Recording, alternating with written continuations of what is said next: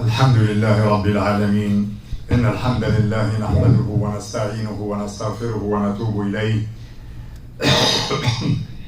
ونعوذ بالله من شرور أنفسنا ومن سيئات أعمالنا.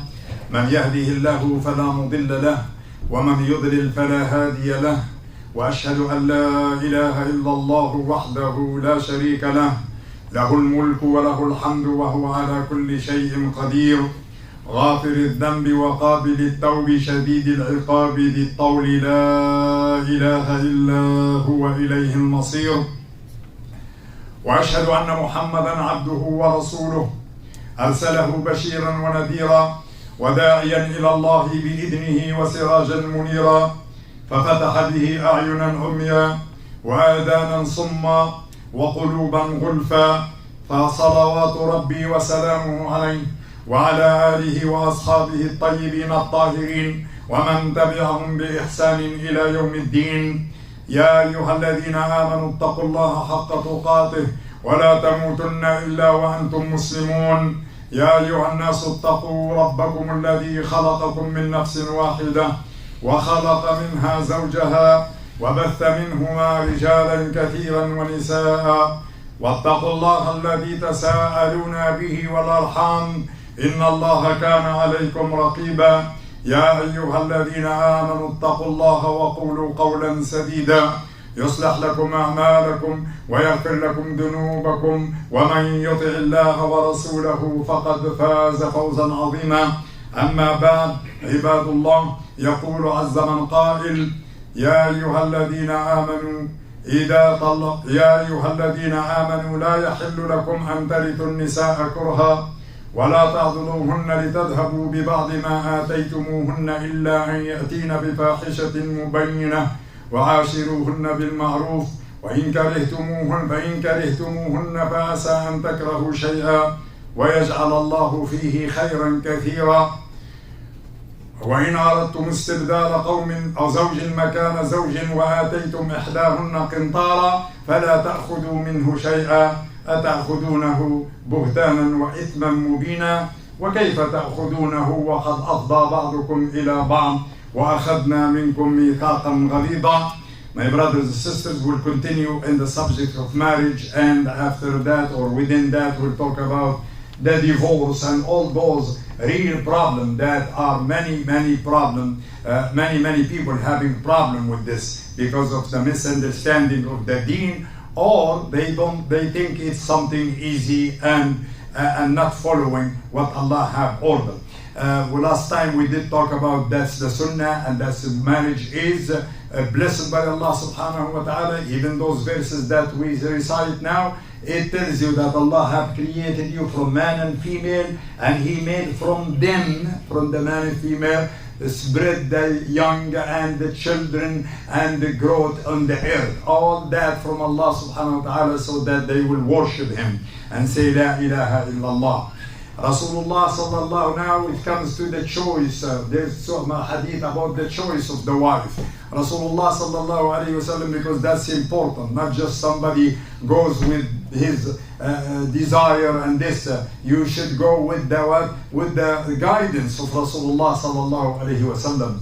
Rasulullah sallallahu alayhi wasallam في الحديث الصحيح أنه قال تزوج المرأة لأربع. Rasulullah in the hadith sahih, he said a woman is married because of the four reasons: لجمالها, because of her beauty, or لخلقها, or because of her جمالها, first جمالها, and then to her money, to her wealth, because she is rich. Nothing wrong that people do marriage because of a rich woman, and people do marriage because of the beauty of some woman, because of her beauty. That's the real life.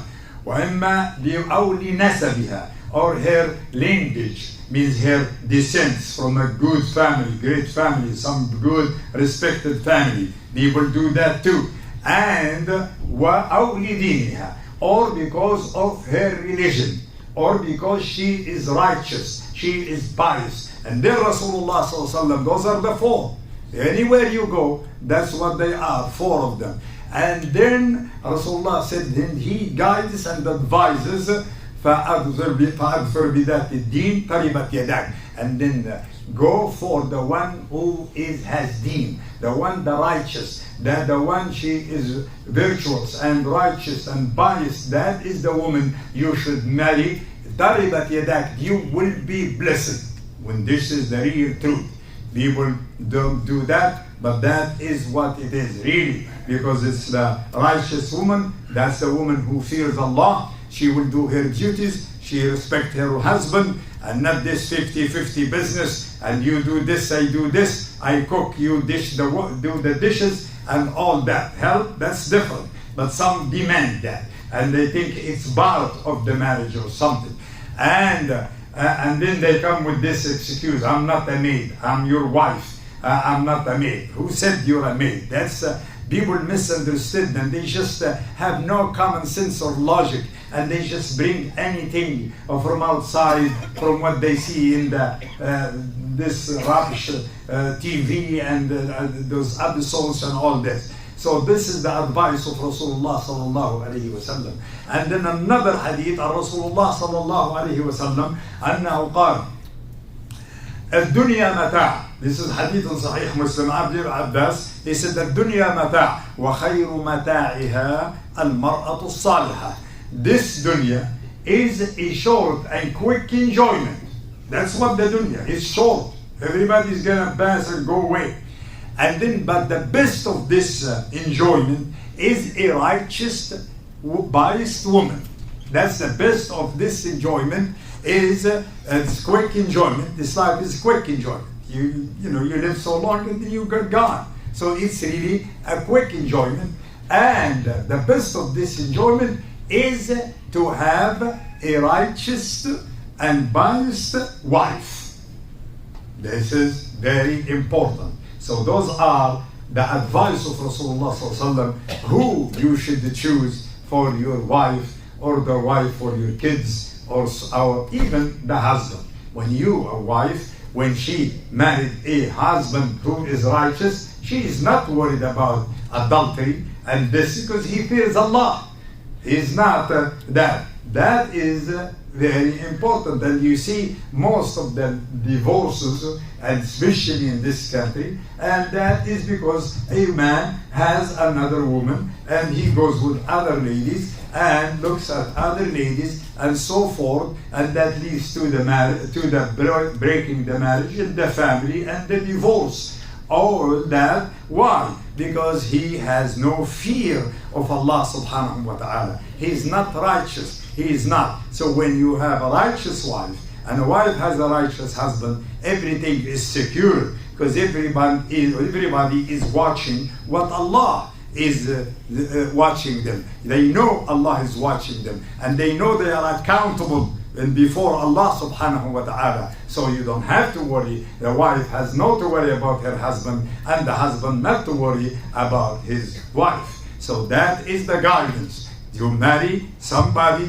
who is righteous, man or woman. Not just go with this and this. Everything else is fades. But a righteous woman, righteous man will lead each other to Al-Jannah. And the other ones, they might lead to go astray and to have bad, deen and all that. Those are the two ahadith that from Rasulullah sallallahu alaihi wasallam advising us who that. And in the Quran, Allah subhanahu wa ta'ala says, it praises those women who are staying, even the wives of Rasulullah sallallahu alaihi wasallam. He said, وَقَرْنَ فِي بُيُوتِكُنَّ. And then he told them to stay in their homes and make dhikr of Allah subhanahu wa ta'ala. And many, of course, these days, people are, completely different. And Rasulullah sallallahu alaihi wasallam, he says that the woman, the best place for the woman where to pray and offer her praise in her home. In her home, better than even in the Masjid al-Haram, better than even in Masjid Rasulullah sallallahu alaihi wasallam, better than anywhere else, is to pray where? In her home. And even in her home, in the smallest, the most secure, excluded room, alone, that is the best for, and that's the hadith of Rasulullah sallallahu alayhi wa sallam. Even but be careful. Don't say that I said don't go to the masjid. No, they can go to the masjid. They can pray the 5 times in the masjid. I'm talking about what is the best. A woman came to Rasulullah sallallahu alayhi wa sallam, and he told her this hadith. He told her it's for you to pray. But she said, I like to pray with you. Then he said, okay, then you can come and pray. But he told her before that, it's better for you to stay at home and pray for your prayer at home, better than coming and praying with me. In the masjid of Rasulullah, in the presence of Rasulullah, he is the imam, and still the woman get more reward if she stayed home and prayed in her home. That's why we are lacking the understanding of our deen. And that is the very, very important, and that really tells you the whole look of Islam about the woman and the respect of the woman and the high value that the Islam gives the high value for the woman. Many people do not. Even in the Quran, even when you read in the Quran, where Allah says, وَلَا تُخْرِجُوهُنَّ مِن بُيُوتِهِنَّ. Now you divorce your wife, some people, they kick their wives out. Allah subhanahu wa ta'ala says the house for her. He made the house for her. He did not say buyutukum. Buyutukum meant your own houses. He said their own house. Do not get them out of their own homes. He didn't say you didn't get them out of your home. The home, he made it to the woman. And that's in the Quran and everywhere. In 4, 5, 6 verses when Allah subhanahu wa ta'ala talks about the divorce, which we will talk about it inshallah. So that is just very, very important to know. And then Rasulullah sallallahu alayhi wa sallam, on another hadith sahih, he said, أَيَّمَا إِمْرَأَ. Any woman, whoever woman, that married by herself, and get married by herself, then her marriage is invalid. Her marriage is invalid. And he said it 3 times. Her marriage is invalid, her marriage is invalid, her marriage is invalid. No woman. Nowadays, women, they go and they take somebody and they say, admit Islam, and she takes him to the masjid and they call the sheikh or anyone and they do that. No. Rasulullah sallallahu alaihi wasallam, he said, such a marriage is invalid 3 times. And he said, you have to have wali. Wali means a guardian, a father, a brother, and go on down. And he said then, and the Amir or the ruler of the ruler of the society or the community, he is her wali. If she does not have wali, if she does not have a guardian, then the ruler here in this nowadays, it's the court, the Islamic court. They go to the judge and he will be her wali, her guardian. And that tells you is how much respect for Islam, for a woman, and that she will not. Because a woman knows they cannot fight for themselves. They cannot argue for themselves. أَوَمَنْ يُنَشَّأُ بِالْحِلْيَةِ وَهُوَ فِي الْخِصَامِ غَيْرُ مُبِينٍ. Allah says that. He says, is it the same for a female who grow up delicately with gold? And he said gold, is this in Surah Al-Zukhruf, with gold and jewelry? Is it she's the same as a man who argues and fights and screams? They are not the same. That's Allah says that. There are people want to reverse, which is nature. And this exists, even if they try to change it, they can't. Because it's very obvious to them. Woman cries very easy. It's full of love and full of passion. That's how Allah have created them. That's the creation of Allah. You don't like it, do your own creation and design whatever you want, astaghfirullah. And Allah subhanahu wa ta'ala says that is the rule. So there are many here. That's also a problem. Many call, I can go and her parents does not. And by the way, if the parent, somebody came and he want to marry, then the girl agree and he's good and a good man and everything, but for some reason the father does not want. I don't know, for any reason. And then she can go to the judge. and the judge will look at the case. If he's somebody who's using drugs and a drug dealer or alcoholic or the drinks or something, of course her father is not going to agree. And that will not be agreeable by the judge either. But if he's a righteous guy, a good guy, and everything, but for some reason, because his father is not in good terms with his father, or some kind of like these things, then the judge will make her marry her. The judge will be her wali. So you have no worry. A woman has no worry about her rights. Her rights are protected more than you think. But because of the ignorance of the people, and they mix the tradition with the deen, and they think many tradition in certain countries is related to the deen of Islam. It is not to the deen of Islam. When a woman in the time of this hadith, this is in the seerah and also in the tafsir, when a woman she was married to somebody and then he divorced her, but he wants her back, but she said no. Then he goes and he follows her. She goes to the Medina, to the market, he's following her. He came to Rasulullah and he asked him to interfere. He went and to the lady and he told her, well, he came to me and he told me to interfere, and could you go back to him? She told him, is this an order from you? If it's an order, yes. But if it's just you trying to, just to relay the message, then I don't want him no more. He said, no, I'm not ordering you to go back to him. I am telling you just that's what he asked me to talk to you. So I talk to you. But if you do not want him, then you do not want him. And she did not go back to him. And just tells you the Quran and the Deen and the Seerah, if you read, is full and it shows you the rights. Nobody can force somebody to marry. Not a husband, not a brother, a father, for a girl to force her to marry somebody by force, or because he is tough at home, or because of his tradition, or because of whatever he is forcing her to marry somebody she does not want to. No such thing in the Islam whatsoever.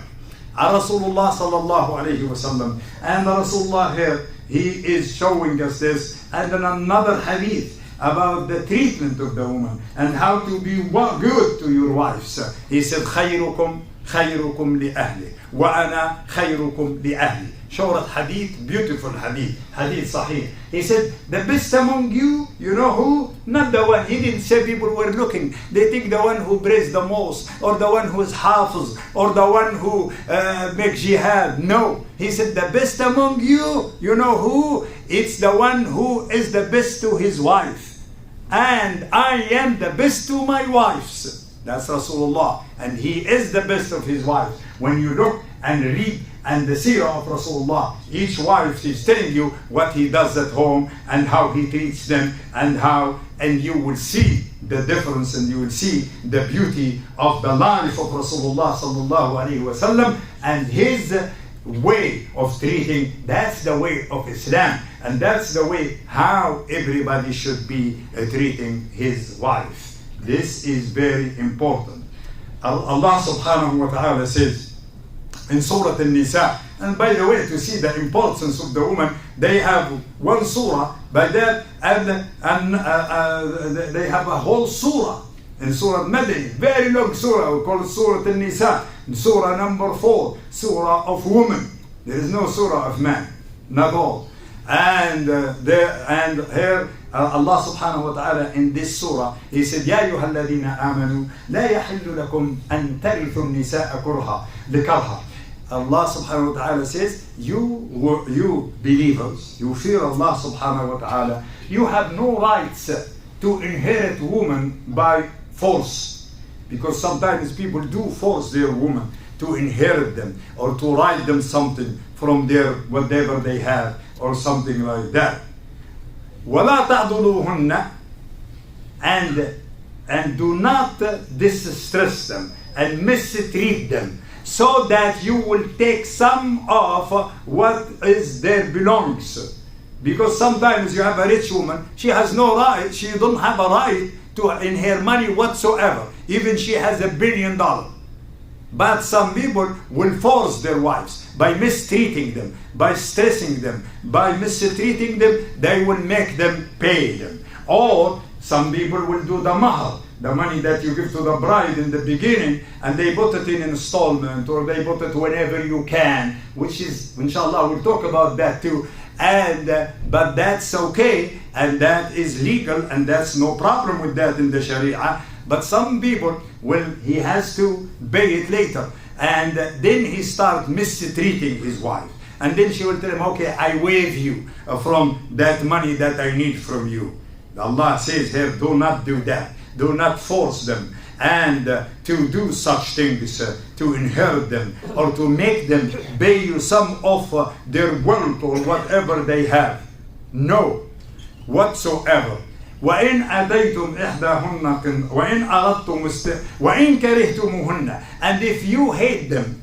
Sometimes a man, he says, I hate my wife, I don't want her no more. Allah advises her, that can happen. He said, وَإِن كَرِهْتُمُوهُنَّ, and if you hated them, whatever reason is, فَعَسَىٰ أَن تَكْرَهُ شَيْئًا وَيَجْعَلَ اللَّهُ فِيهِ خَيْرًا كَثِيرًا. This is the advice from Allah. But remember, he said that if you might hate something, and Allah put on that thing you hate a lot of good things, but he hated it. But that's an advice, and that also tells you this garbage marriage is not has to be love and like people. No, it does not have to. It is a treatment. It is life together. It is friendship. It is together, family, kids, all that. And this and that's why Allah Subhanahu wa Taala, He wants you to use your mind, not your heart. And He says sometimes you might hate something, and Allah put on that thing you hated a lot of good things. And then later will you show it when it's late for you, and you will be regretting that. And then he says, that's in the Quran in Surah An-Nisa, وَإِنْ أَرَدْتُمُ اسْتِبْدَالَ زَوْجٍ مَكَانَ زَوْجٍ وَآتَيْتُمْ إِحْدَاهُنَّ قِنْطَارًا فَلَا تَأْخُذُوا مِنْهُ شَيْئًا. Allah says, and if you decided to divorce your wife, and you have given her money, gifts, everything there, and even it was qintar. Qintar is a unit of weight. It's like 100 pounds, 1,000 pounds. That's called qintar, or 1,000 kilo. That's called qintar in Arabic. And if Allah shows you means how so much big, you give them so big, don't take from it anything. Because many people, and that's, I witnessed that, and people call, I give her this, I want this, I give her this, I want this, I give her in the Eid this, I give her last her birthday diamond with $5,000, I want that. That is haram. And Allah says no. Once you give it to her, that is gone, and get especially the gifts before that. Only thing you have a right on, if she asks for a divorce, but if you ask her, you want to divorce her, you have nothing to take from her whatsoever. Whatever you give her, doesn't matter how much. Shame on you, and you are not reading the Quran, and you calling yourself a Muslim. No, but that's because Allah here talking about the man when he hates his wife and he decided to marry her. He said, if you give her a 100 kilo of gold, and you can have no right to take from that a bit, anything from that. And that is bad. And then Allah asks, how can you take this, such a thing, when you slept with her and she slept with you? Shame on you. How can you have and ask for such money or such gifts that you give her during your marriage? So that's very important, because I know people call and they said, we give this and give this, and the other people, they're nice, they say, okay, we'll give you this, but not this, not that. And he is the one who asked for the divorce, and he does not want her no more. If that's the case, you have no right just to go away. That's all. And then Allah subhanahu wa ta'ala, the verses are very many verses in the Quran about the rights of the woman and their husband's rights also. The man has the rights too in his wife. Rasulullah sallallahu alayhi wa sallam, he said, if a woman just braid her 5 and fast her month and listen to her husband, she will go straight to Jannah. There is no jihad for women. There is nothing to come to the masjid for the woman. Nothing. No Eid, no Jum'ah, none of that. You can just stay home and just do your 5 prayers and fast your Ramadan and listen to your husband, then you go to Jannah. That's a guaranteed from Rasulullah sallallahu alayhi wa sallam. Not like man. Man has to go to the jihad. They have to build mosques. They have to come to Jum'ah. They have all that. That's what Allah did, and that's His creation, and it's His kingdom. لا يسأل عما يفعل وهم يسألون. Allah, nobody question Him. Why is that? And don't go and look what's the reason, what's the wisdom. Don't do that.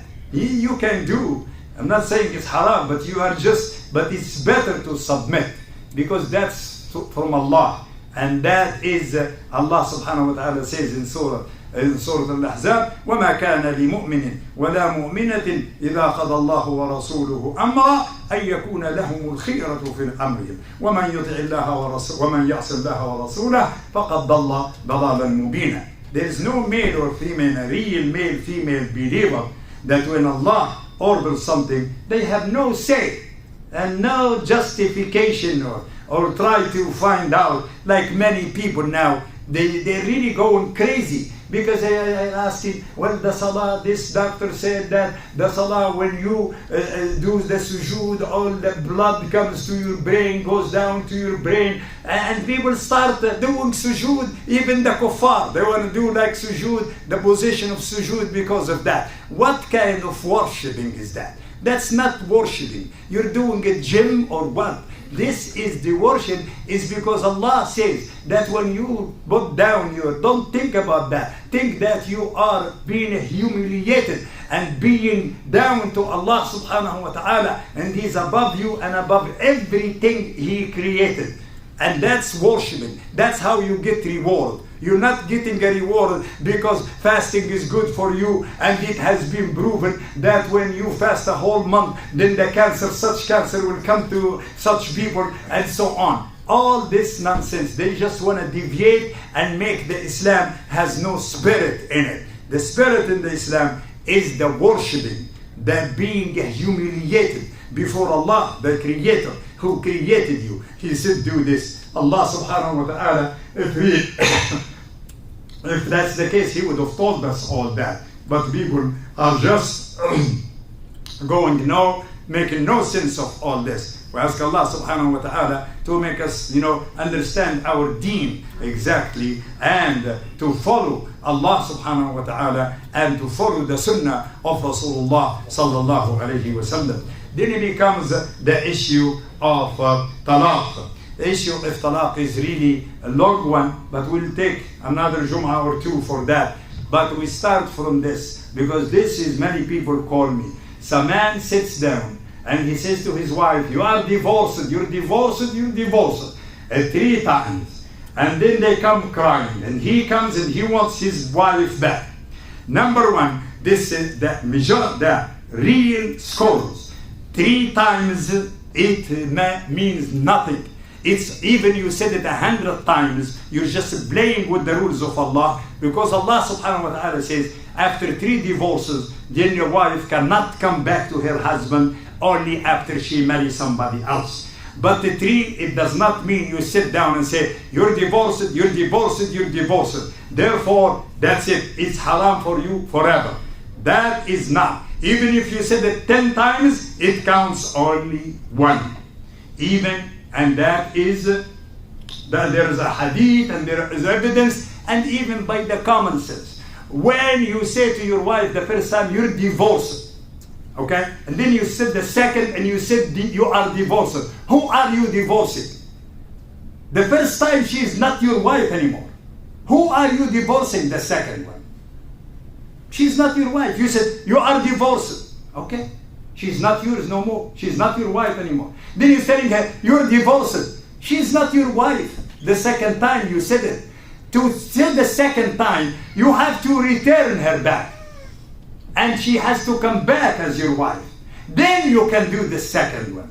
And the same thing with the third one. Or this, Ibn Abbas, he said, this is playing with the rules of Allah. You playing. Allah did not do that. Allah made that for a reason. That a man, he has 3 times. The first time, and then he has 3 months to think about it. 3 months, 3 periods or 3 months, which is called al-iddah. The iddah, till the iddah finishes, if he did not return his wife back, then she is now not his wife anymore. But during those 3 months or 3 periods, he can have his wife back. And he can do that twice. And the third time, yes, once that, because you got more chances. You have like 6 months. That's a lot of time, because Allah knows a human being. They get upset, they get mad. Not only that, you might divorce your wife, and after a week, she is pregnant. And maybe the reason you divorce her because she cannot carry a baby. And then after a month, you divorce her when she is a baby. Then you're gonna run to her and tell her come back. And that's one of the reasons. And many other reasons. You might not, at that moment, you might upset or something. But the point here, there is no such thing. You're divorced, you're divorced, you're divorced.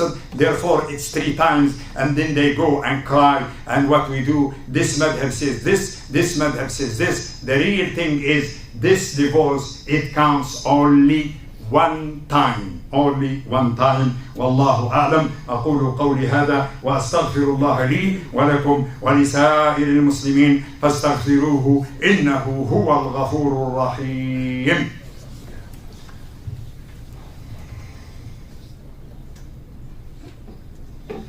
الحمد لله رب العالمين ولا عدوان إلا على الظالمين وأشهد أن لا إله إلا الله وحده لا شريك له له الملك وله الحمد وهو على كل شيء قدير وأشهد أن محمدا عبده ورسوله أرسله بشيرا ونذيرا وداعيا إلى الله بإذنه وسراجا منيرا فصلوات ربي وسلامه عليه وعلى آله وأصحابه الطيبين الطاهرين ومن تبعهم بإحسان إلى يوم الدين. عباد الله، أخرج الإمام مسلم في صحيحه عن رسول الله صلى الله عليه وسلم أنه قال: من صلى علي صلاة صلى الله عليه بها 10. اللهم صل على محمد وعلى آل محمد كما صليت على إبراهيم وعلى آل إبراهيم إنك حميد مجيد. اللهم بارك على محمد وعلى آل محمد كما باركت على إبراهيم وعلى آل إبراهيم إنك حميد مجيد. ربنا آتنا في الدنيا حسنة وفي الآخرة حسنة وقنا عذاب النار. ربنا لا تزغ قلوبنا بعد إذ هديتنا